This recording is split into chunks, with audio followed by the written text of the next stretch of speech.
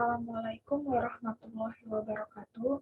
Pada video kali ini saya akan lanjut menjelaskan mengenai karakteristik dan jenis bisnis retail. Pada video sebelumnya saya telah menjelaskan materi manajemen retail yang telah saya cantumkan linknya di Google Classroom di materi manajemen retail. Itu silahkan bisa kalian tonton terlebih dahulu. Oke, langsung saja kita akan membahas materi karakteristik dan jenis bisnis retail. Yang pertama, kita akan membahas karakteristik bisnis retail terlebih dahulu. Nah, menurut Berman dan Evans, dikutip Aset S. Sujana pada tahun 2005, ada beberapa karakteristik bisnis retail. Ada 3 lebih tepatnya, yaitu sebagai berikut. Yang pertama ada kuantitas yang kecil atau small enough quantity, yang mana karakter yang terdapat pada usaha retail dengan poin penjualan barang dalam partai kecil, yaitu jumlah secukupnya untuk dikonsumsi sendiri dalam waktu tertentu. Lalu yang kedua itu ada pembelian impulsif atau impulse buying, yaitu sebuah keputusan tidak terencana atau terjadi secara tiba-tiba dalam membeli sebuah produk atau jasa. Nah, dalam karakteristik ini, kondisi yang tercapai dari ketersediaan barang dalam jumlah dan jenis yang sangat variatif, sehingga menimbulkan banyaknya pilihan dalam proses belanja konsumen. Nah, contohnya, pembelian impulsif ini misalkan kalian pergi ke suatu toko atau ke suatu supermarket atau minimarket, yang mana sebelumnya kalian di rumah itu telah mencatat apa saja yang akan kalian beli di toko tersebut. Namun ketika sampai di toko, tiba-tiba kalian ingin membeli sesuatu yang padahal sebelumnya di rumah itu kalian tidak mencatat atau tidak nulis apa yang kalian butuhkan. Itu kan merupakan sebuah keputusan yang tidak terencana atau terjadi secara tiba-tiba dalam membeli sebuah produk. Nah, itu yang disebut dengan pembelian impulsif. Lalu yang ketiga itu ada kondisi toko atau store condition. Pada karakteristik ini dipengaruhi oleh lokasi toko, yang mana lokasi tokonya itu strategis atau tidak, dekat dengan rumah penduduk atau tidak, atau ramai dilewati orang atau tidak. Kemudian efektivitas penanganan barang, jam buka toko, dan tingkat harga yang bersaing. Nah, jam buka toko ini misalnya toko tersebut buka lebih pagi atau tutup lebih malam dibandingkan toko-toko yang lain. Atau tingkat harga yang bersaing antara toko satu dan toko lainnya itu bersaing dalam harganya, entah lebih murah atau memberikan promosi-promosi lainnya. Selanjutnya itu ada jenis-jenis bisnis retail, yang mana jenis-jenis bisnis retail itu terbagi menjadi beberapa pengelompokan. Yang pertama itu ada bisnis retail menurut skala usaha. Nah, berdasarkan skala usahanya, bisnis retail itu terbagi lagi menjadi 2 macam. Yang pertama ada bisnis retail besar dan retail kecil. Nah, retail besar ini merupakan pengecer yang menyediakan barang yang dijualnya dalam jumlah besar. Ya, contoh dari retail besar itu ada department store, supermarket, hypermarket, general store, dan chain store. Nah, kalau contoh department store itu ya kayak Matahari, Ramayana, supermarket juga seperti itu.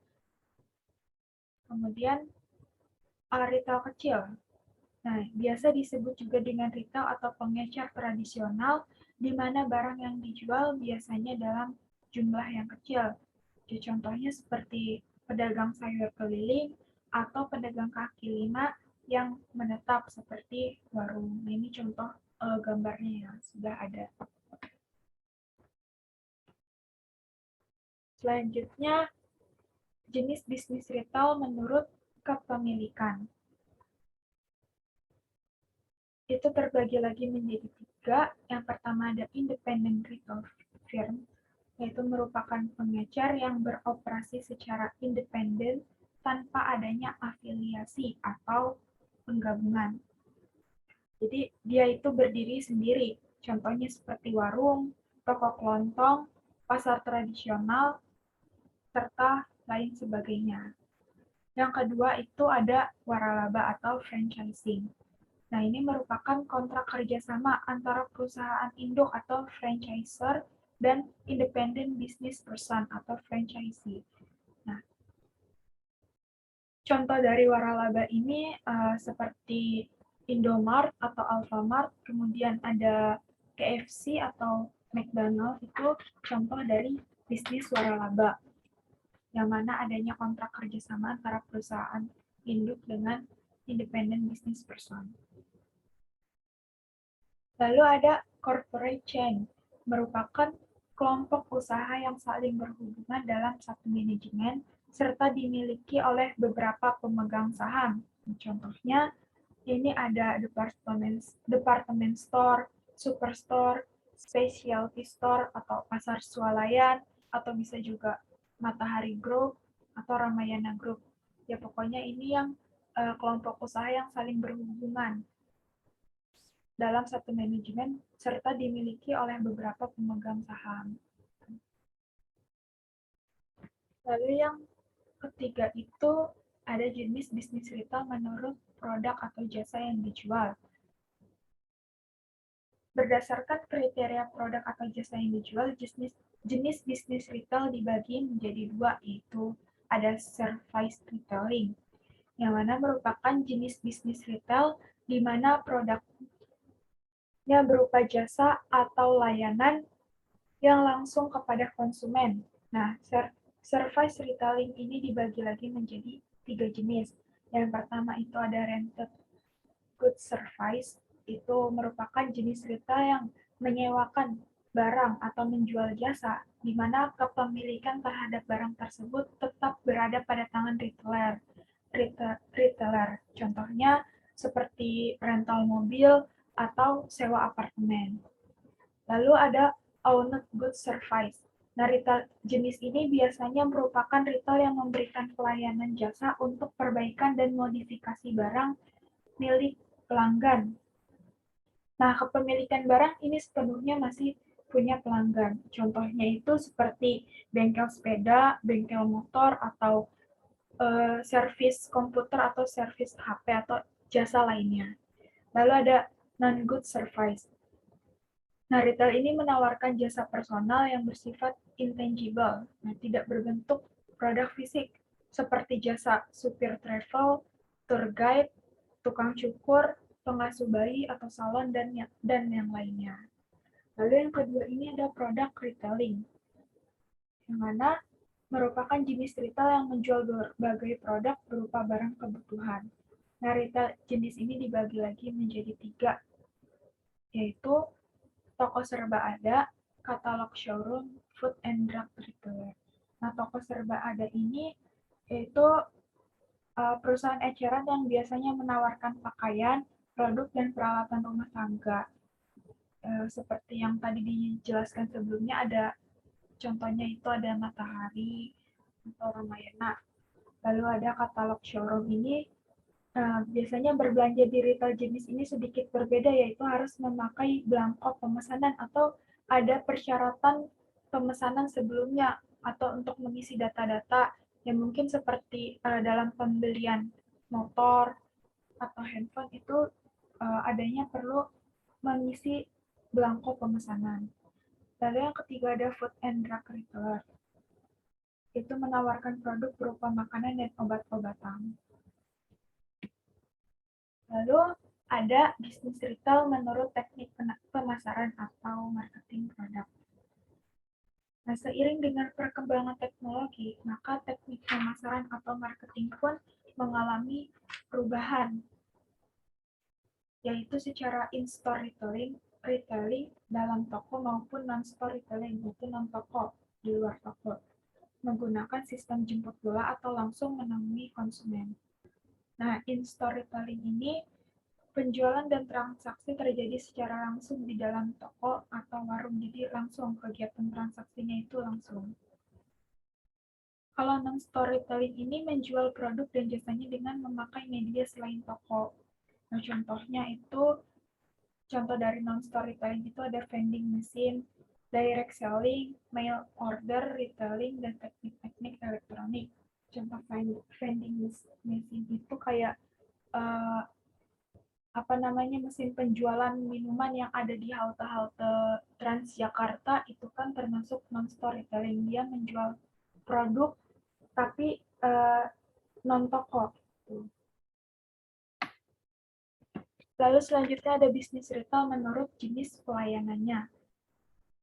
Dari jenis pelayanannya, usaha retail diklasifikasikan ke dalam 3 jenis. Yang pertama itu ada full service store, yaitu pihak pengecer menyediakan berbagai jasa, mulai pembayaran secara kredit, pengiriman langsung, pembungkusan, instalasi, perbaikan, dan berbagai jenis jasa lainnya. Contoh dari full service store ini ada pada toko hypermart. Kemudian limited service store, yaitu jenis ini biasanya ditemukan untuk produk atau barang yang membutuhkan bantuan dari pelayanan toko, terutama jika konsumen ingin mencoba produk atau barang yang akan dibelinya.